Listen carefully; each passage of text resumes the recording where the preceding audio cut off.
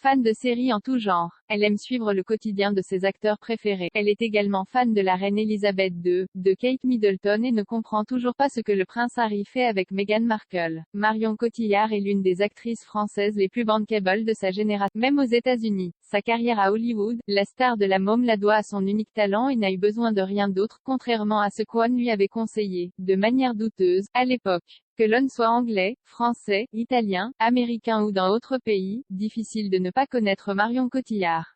Celle qui incarnait si justement Edith Piaf dans La Môme, biopic dramatique des Olivier Dahan sorti en 2007, s'est vite fait une place dans la cour des grands. En 2008, c'est même la consécration puisqu'elle décroche l'Oscar de la meilleure actrice. Un rêve éveillé qui lui ouvrira grand les portes de l'industrie des Hollywood sans qu'elle n'ait finalement pas un petit doigt à lever ni même une bouche à embrasser. Dans un long entretien accordé au Monde, Marion Cotillard est revenue sur ses premiers pas aux États-Unis et sur cette carrière prometteuse qui s'offrait à elle, en dépit des mauvais conseils qu'elle a pu entendre pour l'aider à percer. À l'époque, Marion Cotillard est déjà en couple avec Guillaume Canet.